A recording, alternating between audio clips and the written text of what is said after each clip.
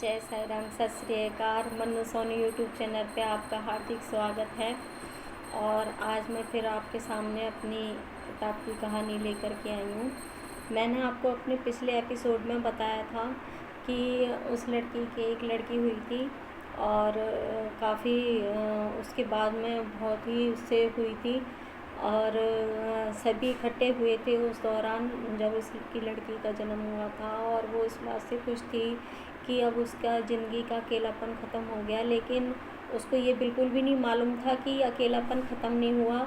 उसकी ज़िंदगी में अब ऐसा मुकाम आ चुका है कि जिसकी कभी उसने कल्पना भी नहीं की थी कि उसकी ज़िंदगी में इस तरीके से भी घटना घटित होने वाली है। उसके ससुराल वाले बहुत ही ज़्यादा दुखी थे क्योंकि उसने एक लड़की को जन्म दिया था। उसके ससुराल वाले बिल्कुल भी नहीं चाहते थे कि वो एक लड़की को जन्म दे। उसके ससुराल वाले ऑलरेडी काफ़ी उसको बहुत ताने सुनने को मिले जब उसकी लड़की हुई और काफ़ी उसको उल्टा सीधा कहा गया। लेकिन वो तो अपनी धुन में मस्त थी कि वैसे भी उसका कौन था, वैसे भी उसका कोई नहीं था। शुरू से ही तो उसने संघर्ष किया था और आज भी वो एक संघर्ष की सीढ़ी पे खड़ी हुई थी और अब तो वो एक माँ बन चुकी थी। उसके जीवन में एक बच्चा था जिसको उसने खुद ने जन्म दिया था, जिसकी परवरिश उसने अपने दम पे करनी थी। और वो इस बात से बहुत अच्छी तरह वाकिफ़ हो चुकी थी कि जब जिस माँ ने मुझे जन्म दिया उस माँ ने मुझे इस तरीके से डाल दिया, तो वो आगे किसी से क्या उम्मीद कर सकती थी, क्या पति से या किससे, क्योंकि पति ने भी तो कभी एक पल का उसको इस तरीके से उसको समझा नहीं। जानते हैं आप, जब वो दिल्ली में आई अपने पति के साथ, तो उसके बाद में उसके पति ने जो उसके साथ किया कि मैं आप सबसे एक चीज़ पूछना चाहती हूँ, क्या मैं बीवी के बीच में क्या एक शारीरिक संबंध ही मायने रखता है? टाइम बिताना, साथ में खाना खाना, साथ में घूमना। चलो नहीं घूमो, चलो मत शॉपिंग करो, चलो ठीक है कुछ मत दिलाओ, नहीं चाहिए गहने जेवर, नहीं चाहिए कपड़े, नहीं चाहिए कुछ भी, ठीक है खाना भी उस तरीके से नहीं चाहिए, एक टाइम का मिल जाए वही बहुत है। क्या ये सब चीज़ें एक औरत की ज़िंदगी में मायने रखता है पति के प्यार के आगे? वो तो सिर्फ़ और सिर्फ प्यार की भूखी थी क्योंकि उसको तो ज़िंदगी में ऑलरेडी किसी का प्यार मिला ही नहीं था। वो तो बिना बाप के प्यार के, बिना भाई के प्यार के, बिना माँ के प्यार के, बिना बहन के प्यार के, किसी का भी प्यार उस लड़की को नसीब नहीं हुआ। और जब शादी हुई तो पति भी 8-8, 10-10, 12-12 दिन तक गायब रहता था, कोई कांटेक्ट भी नहीं कर पाती थी। लेकिन उनकी मकान मालिक इतनी अच्छी थी, उस लड़की जो जिसके घर में वो किराए पे रहती थी, वो लोग गढ़वाल के थे और बहुत ही अच्छी फैमिली थी। उनके खुद के 6-6 लड़कियां थीं और एक बेटा था। और शायद वो उस लड़की की तकलीफ़ को इसलिए समझ सकती थी क्योंकि उन्होंने खुद 6 बेटियों को जन्म दे रखा था। वो उसको खुद अपनी बेटी की तरह रखती थी और हमेशा उसकी खबर सो लिया करती थी। और जब भी वो लड़का ड्यूटी से कभी 10-12 दिन में घर पे आया करता था तो बोला करती थी कि अरे इसकी अभी उम्र ही क्या है, क्योंकि वो लड़का उससे उम्र में काफ़ी बड़ा था और उस लड़की की कोई उम्र नहीं थी। तो उनको ये चीज़ फ़ील होती थी कि क्या कहते हैं कि बेटा इसको तुम टाइम दिया करो, देखो तुम्हारे जीवन में एक इतनी अच्छी पढ़ी लिखी सुंदर बीवी दी है, भगवान ना करे कभी इसका दिल इस तरीके से हो जाए और तुम्हारे प्रति ऐसा हो जाए तो फिर क्या होगा। तो बहुत सारी चीज़ें थी जो लोग समझाया करते थे शायद, लेकिन उस लड़के की समझ में नहीं आती थी। वो तो कभी आता था, आकर के अपने खाना भी नहीं खाना, ना पूछना कि हाँ भाई मैं इतने दिन बाहर रहा तो तुम्हें कोई तकलीफ़ तो नहीं है, कोई परेशानी तो नहीं है। जो सैलरी के पैसे आते थे अपने पिता को दे देना। कभी उस लड़की से किसी बात को शेयर नहीं करना, कुछ भी बताना नहीं। आज मैं आपको बताना चाहूँगी कि उस लड़की को कभी इस चीज़ का भी नहीं पता था कि उस लड़की की सैलरी क्या थी, वो कहाँ काम करता था, क्या करता क्या नहीं, क्योंकि वो कभी इंटरफेयर ही नहीं करने देता था अपनी लाइफ में। और इस तरीके से उसका जीवन चल रहा था कि एक कह नहीं सकते कि ना तो वो सांस ले सकती थी और ना ही सांस छोड़ सकती थी, क्योंकि वो एक बेटी की माँ थी और उसकी परवरिश उसके ही हाथ में थी। और जब देखा कि हाँ ठीक है मकान का किराया निकलता था, लेकिन जब भी घर खर्चे की बात आती थी, क्योंकि बच्चे के साथ में आप जानते हैं कि बहुत सारे खर्चे बढ़ जाते हैं। उसका लड़के का रोल तो सिर्फ इतना था, घर पे आया अगर रात को आ गया कभी बाई चांस तो बस सेक्स किया और सो गया, और नहीं तो अपने सुबह उठा उल्टा सीधा बोला और ना उससे कोई बात करी, ना कुछ भी। अगर वो कभी उसके पास बैठना चाहती थी तो वो कभी भी ये चीज़ नहीं वो करता था, सिर्फ़ और सिर्फ उससे सेक्सुअल रिलेशन बनाता था और चला जाता था। कभी उसके साथ खाना नहीं खाना, उससे बातें नहीं करना, कुछ भी नहीं। एक पल का, 1 मिनट का भी उसको टाइम नहीं दिया करता था बस वो। और जब ये चीज़ धीरे-धीरे उस लड़की को फ़ील होने लगी कहीं न कहीं कि ये क्या शादी के बाद की यही लाइफ़ होती है? क्या खाली बस दोनों के बीच में बस सेक्स होना और उसके बाद में मतलब कोई बात नहीं, किसी की फ़ीलिंग को नहीं समझना, किसी को टाइम नहीं देना, साथ में बैठ के खाना तक नहीं हम खा सकते, 2 दिल की बातें नहीं कह सकते, कभी मेरे से आके ये भी नहीं पूछ सकते कि हाँ भाई क्या कहते हैं, आपने खाना खाया है नहीं, आपको कोई तकलीफ़ तो नहीं है। अगर उस लड़की को कितना कितना फ़ीवर रहा करता था, कभी वो बंदा ये भी नहीं पूछता था कि हाँ भाई तुम्हारी तबीयत ख़राब है, चलो तो मैं दवाई दिला कर के लाऊँ। लेकिन कभी इस तरीके की, कभी ये लो पैसे अपने पास, 50-100 रुपये, घर में बच्चा है तो तुम्हें ज़रूरत पड़ेगी, लो 50-100 रुपये तुम अपने हाथ में रख लो। ऐसा कुछ भी नहीं होता था। सिर्फ़ और सिर्फ उसका ध्यान अपने परिवार वालों की तरफ रहता था। अपने परिवार वालों को पैसे दिए और छुट्टी। उसके बाद मकान मालिक को किराया उन्होंने मांगा तो उनको दे दिया। पर उस लड़की का कभी भी उसकी तरफ कोई रुझान ही नहीं था। ऐसे लगता था कि जैसे मानो पता नहीं क्या ज़बरदस्ती सब कुछ कर दिया हो, क्योंकि उस लड़की की ज़िंदगी में तो ऑलरेडी पहले ही सब कुछ ज़बरदस्ती से था। फिर भी वो झेल रही थी इन सब बातों को, ये सोच के कि चलो धीरे धीरे करके सब ठीक हो जाएगा, अब एक बच्चा हो गया है, चलो सब ठीक हो जाएगा, भगवान ने एक कन्या दे दी, घर में एक लक्ष्मी आ गई है। लेकिन ऐसा कुछ भी नहीं था, उस लड़की की गलत सोच थी। धीरे धीरे वक्त गुजरता गया और जब खर्चे बढ़ने लगे बच्चे के साथ में, तो उसने बोला कि आप मुझे भी कुछ पैसे दे दिया करो, क्योंकि घर में कभी कुछ चीज़ ख़त्म हो जाती है, आप तो इतने इतने दिन में घर पे आते हो ओवर टाइम लगा करके, तो फिर मैं किससे मांगने के लिए जाऊँगी, मैं किससे मांगूँगी।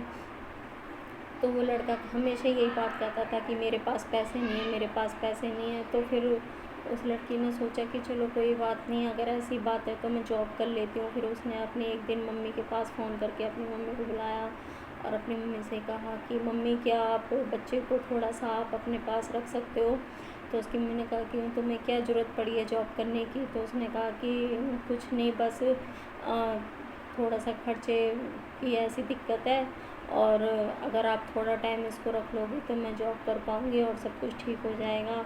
लेकिन आप जानते हैं कि उसकी मम्मी ने साफ मना कर दिया था कि मेरे पास टाइम नहीं है और मैं नहीं रख पाऊँगी, जबकि ऐसा नहीं था। उसकी समझदार बहनें भी थी, भाई भी था। मैंने आपको बताया था कि वो 3 बहनें थीं और मम्मी थी उसकी खाली घर में ही रहती थी, क्योंकि उस टाइम उसका भाई जॉब करने लग गया था और ऐसा कोई उनके पास काम नहीं था कि वो बच्चे को नहीं रख पाती। और उन्होंने कहा कि मैं परमानेंट बच्चे की ज़िम्मेदारी नहीं ले सकती। हाँ, कभी की कोई 5-10 मिनट की बात है तो मेरे पास छोड़ सकते हो, पर मैं वैसे बच्चे को नहीं रख सकती। वो लड़की एकदम टूट चुकी थी, क्योंकि जहाँ उसकी खुद की माँ उसके साथ सपोर्ट करने के लिए खड़ी नहीं थी, जहाँ उसका पति उससे इस तरीके से कर रहा था और उम्र भी उसकी कुछ नहीं थी, उसको यही नहीं समझ में आ रहा था कि मेरे साथ हो क्या रहा है। ना ही वो मर सकती थी, ना वो जीने में थी। ऐसी कंडीशन में वो अपने बच्चे को भूखा भी नहीं देख सकती थी। घर में कभी कभी जब दूध नहीं हुआ करता था तो वो देखती थी कि दूध भी नहीं है और बच्चे के लिए पूरा दिन पड़ा है, और ऑपरेशन से उसका बच्चा हुआ तो दूध उसके से छाती से उतरता ही नहीं था। वो इतनी रो रो के परेशान हो जाती थी कि वो क्या करे, अपने बच्चे का पेट कैसे भरे। छोटा सा बच्चा खाना भी तो नहीं खा सकता था ना, सिर्फ माँ के दूध के ऊपर ही डिपेंड रहता था और माँ का दूध उतरता ही नहीं था। आप विश्वास मानेंगे, अगर दूध होता था तो दूध में अगर आधा किलो दूध था ना तो उसको 2 किलो दूध बना के रखना पड़ता था, क्योंकि बार बार पिलाने के बाद में वो उसके टॉयलेट में निकल जाता था और उसका पेट भर ही नहीं पाता था बच्चे का। और कभी कभी ऐसा भी होता था कि दूध नहीं होता था तो पानी में चीनी डाल करके उसको पिलाना पड़ता था। इस तरीके से उसने अपने बच्चे को रखना शुरू किया।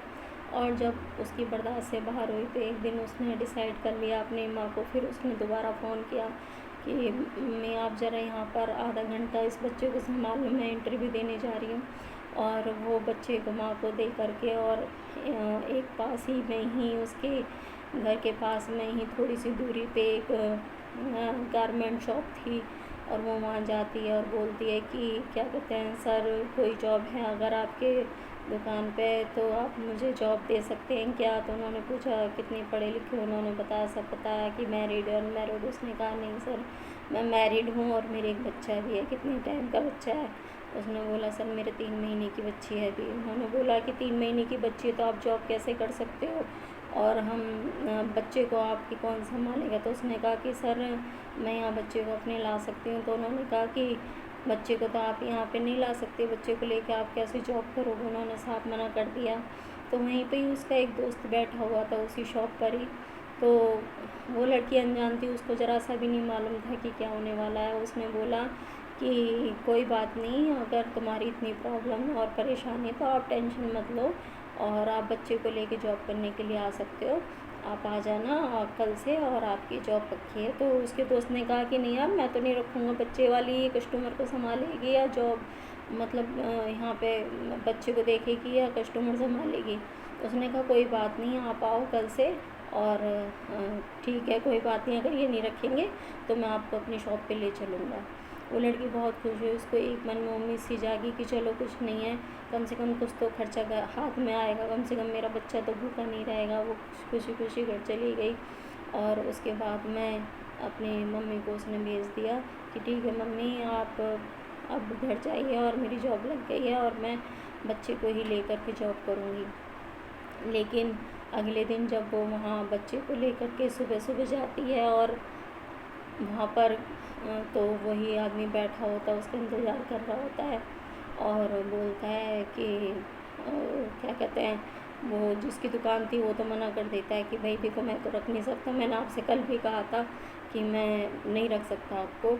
तो उसने बोला कि कोई बात नहीं, आप वहाँ पे एक लेडीज़ स्टाफ और था, उन्होंने बोला आप इनके बच्चे को संभालो, चलो मैं आपको अपनी दुकान दिखा के लाता हूँ और उसके बाद आप इसको मतलब रास्ता देख लोगे तो आपके लिए ईज़ी हो जाएगा।